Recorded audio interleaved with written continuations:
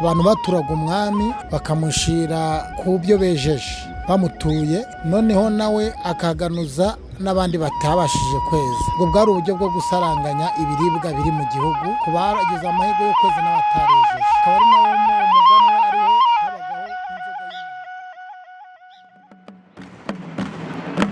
Imihango y'ubwiru bayita inzira y'umuriro, inzira y'ubwimika, inzira y'umuhigo, iya Gicurasi ni umuganura. Umunsi w'umuganura wizihizwaga kubera impamvu zo gushimira Imana y'u Rwanda yabahaye amagara mazima, imyaka ikaba yihiritse. Umuganura wari umunsi wo kwishimira uburumbuke bw'imyaka, abantu n'amatungo abanyarwanda babaga barungutse mu mwaka wose. Umuganura kandi ni wari umunsi w'ubunani mu bihe byo hambere, kuko umwaka w'abanyarwanda watangiraga kuwa 15 Nzeri ukarangira n'ubundi kuwa 15 Nzeri umwaka ukurikiyeho.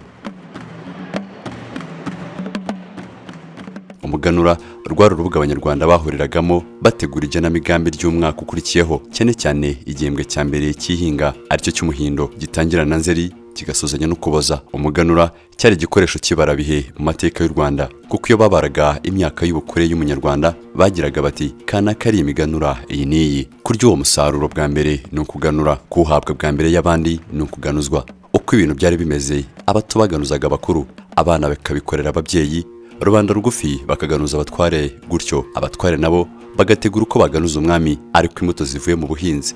Iyo abaganuza bageraga ibwami bavuzaga ingoma n'umurishyo woroshye wo kubambura umwami akazana n'umugabekazi ku karubanda. Ingoma zigasuka, bakurutse cya gitenga bagasukamo uburo n'amasaka bazanye muri za nkangara, byombi bakabiteranya. Umuganuza mukuru yagiraga ati gahorana amashyo n'ingoma nyagasane mwami w'u Rwanda, mbazaniye ubutumwa buvuye ihuro kwa Mumbogo. Yamaye umuganura w'imbuto ya Gihanga n'Umutsama. Ibihe byabaye byiza, umusaruro warabonetse. Umwami nawe agasubiza ati urakoze mwana wanjye, kandi n'umwe ya Mumbogo ugende umushimirire.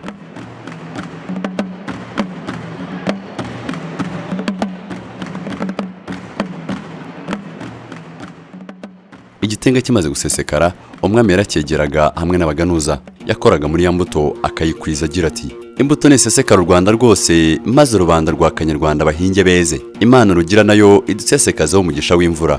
Nyuma yo kuganuza umwami hakurikiraga igitaramo gikomeye ibwami, ndetse umwami akaba yaha abaganuza imfizi bazarya basubiye iwabo n'isuka, abifuriza gukomeza guhinga bakeza.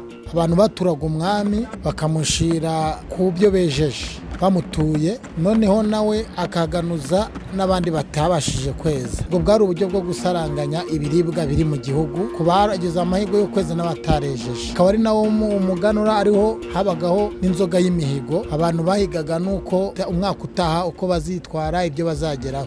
Umuganura iyo bawuvuze ni ugusabana, imiryango igasabana, ababyeyi baratekaga bagateka indyo ya Kinyarwanda bakicara bose bagasangira. Umuganura numva ari igikorwa nyine cy'umwihariko w'abanyarwanda, especially cyo kuba mwahuriza hamwe ku musaruro mugezeho mu gihe cy'umwaka, hanyuma mukaba mwakora ibirori byo kwishimisha no kugira ngo mukore n'indi mihigo nyine izaza.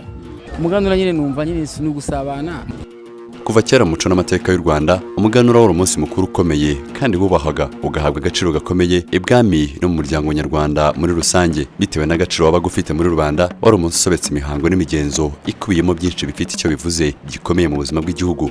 Umuganura watangiye kwizihizwa mu Rwanda ku ngoma ya Gihanga ngoma ijana mu kinyejana cya 11, uza kongera guhabwa imbaraga na Ruganzu wa kabiri Ndoli mwaka w'icya 510 n'icya 543, ubwo yabohoraga u Rwanda nyuma y'imyaka irenga 11 ruri mu maboko y'abanyamahanga, abanyoro, abanyabyinshi n'abanyabungo. Nimwe mu byafatirwagaho ibitaramo nyarwanda, kuko nawe ufite umwanya mu bitaramo bitanu byari bikomeye mu Rwanda rwo hambere. Ku rwego rw'igihugu, umuganura wayoborwaga n'umwami afashijwe n'abanyamihango b'umuganura bakomoka kuri Rutsobe rwa Gihanga. Umukuru w'umuryango n'abagize uwo muryango nabo barahuraga bakizihiza umuganura kugera hasi ku miryango mito.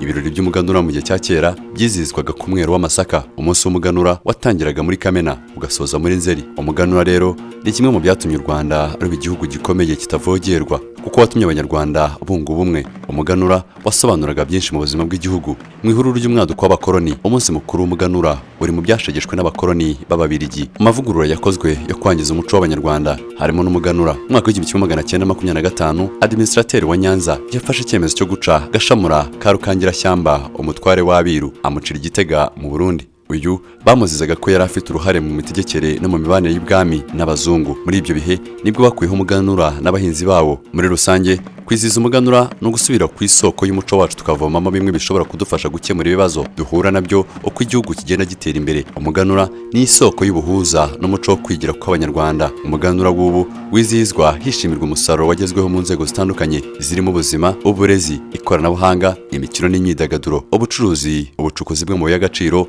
ibikorwa remezo, inganda ndangamuco, ubukerarugendo n'ibindi. Usibye kwishimira ibyagezweho, hanafatwa ingamba zo kugera ku mihigo itandukanye iba yaratekerejwe muri buri rwego.